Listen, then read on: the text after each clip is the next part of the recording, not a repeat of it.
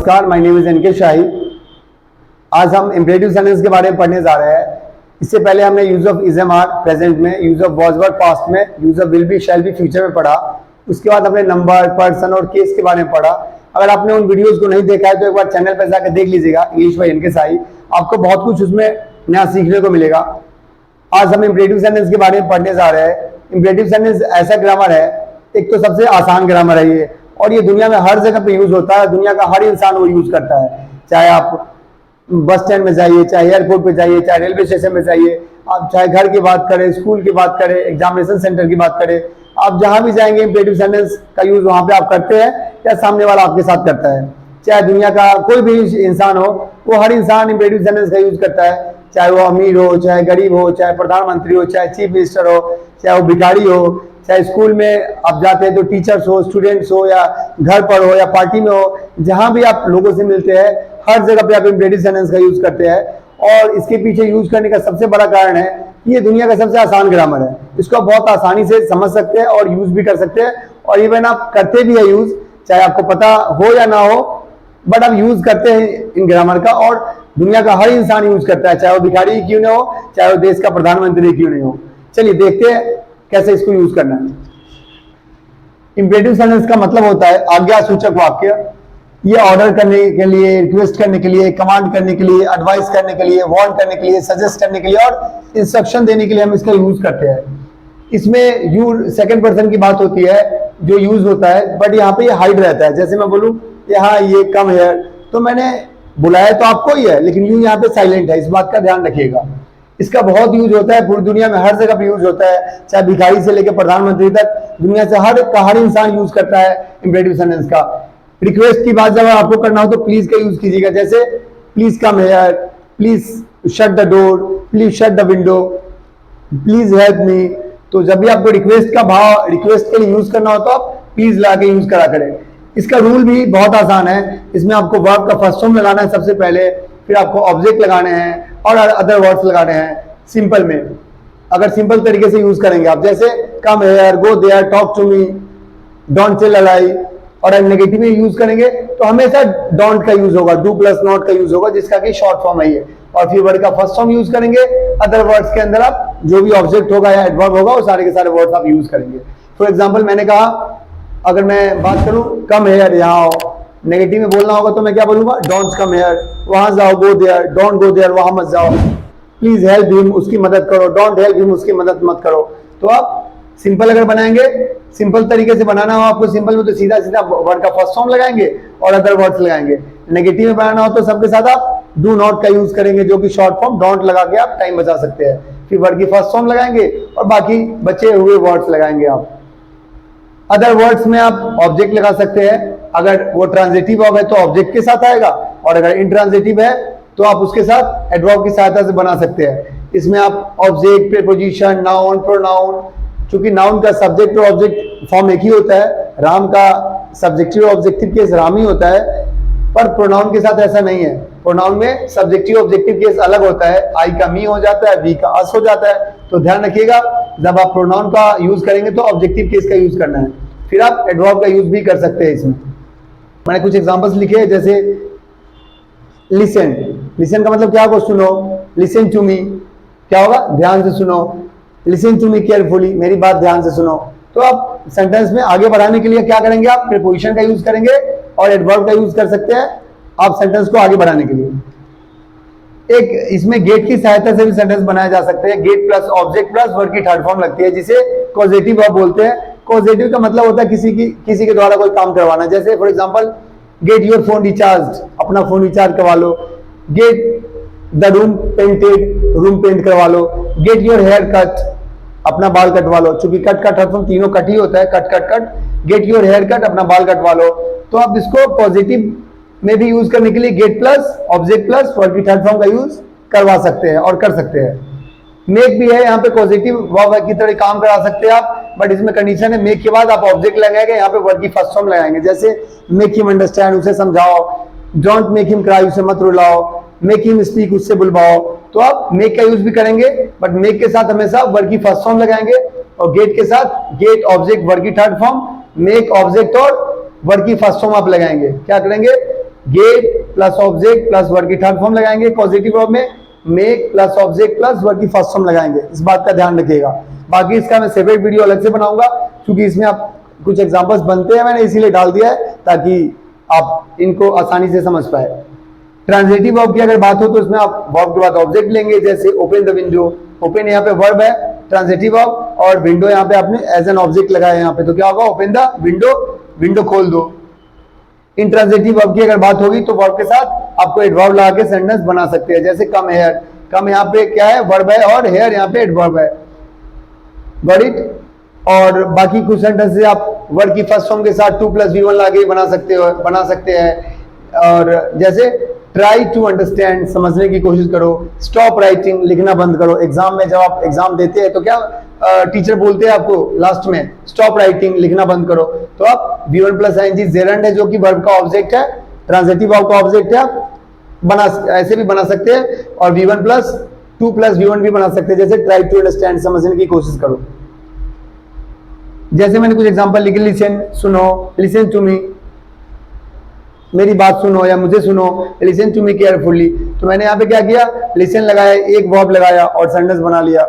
सुनने की मैंने कहा सुनो, लिसन, फिर हमने टू प्रीपोजिशन की सहायता से ऑब्जेक्टिव केस लगाया, आई के साथ मील, आई का ऑब्जेक्टिव मी लगाया हमने यहाँ पे।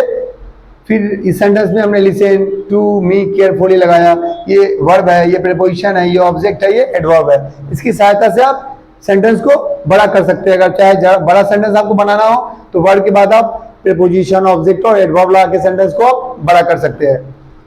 For example, right your name and address on the form.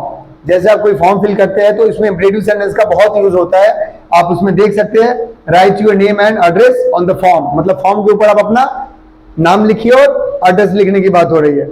2 + V1 लाके भी सेंटेंस में आगे बढ़ा जा सकता है। जैसे मैंने एक एग्जांपल आपको बताया था, ट्राई टू अंडरस्टैंड, आप 2 + V1 लाके भी सेंटेंस को आगे बढ़ा सकते हैं, आगे बढ़ सकते हैं।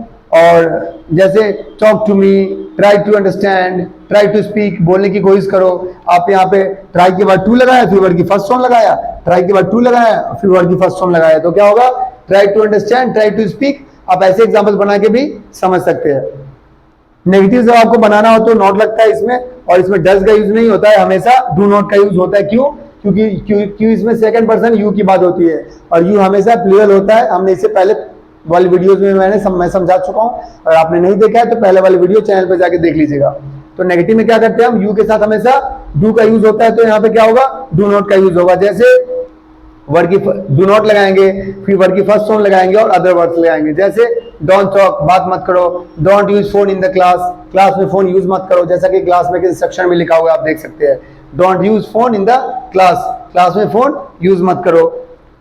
एक लेट भी पॉजिटिव वर्ब है, लेट के साथ भी सेंटेंस आप बना सकते हैं।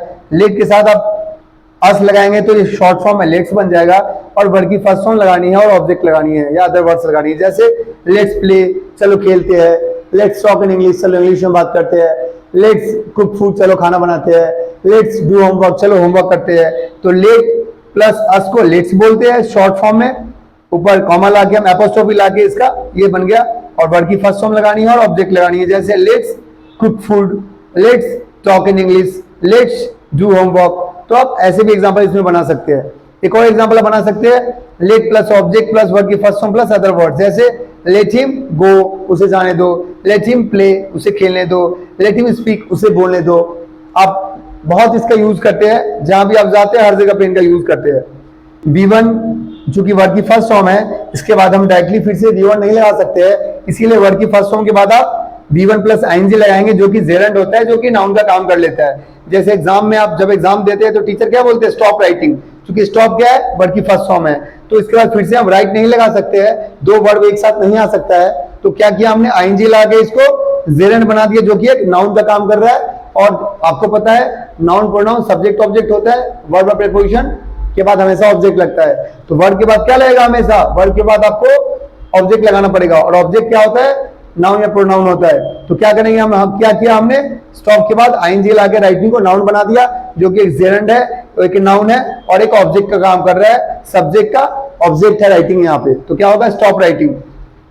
स्टार्ट स्पीकिंग, यहाँ भी सेम एग्जांपल है, स्टार्ट एक वर्ब है, स्पीकिंग हमने क्या किया, ing लगा दिया, जेरंड का फॉर्म लगाया, जो कि एक नाउन है, जो कि स्टार्ट का ऑब्जेक्ट का काम कर रहे हैं यहाँ पे। Got it? इसमें कोई डाउट होना नहीं चाहिए। अब कोशिश ये कीजिए कि कम से कम 500 सेंटेंसेस आप इस पे जाके बनाइए, और ये बहुत आसान है, और आप इसको V1 प्लस 2 प्लस V1 की सहायता से ही बना सकते हैं, जो कि इन्फिनिटिव है।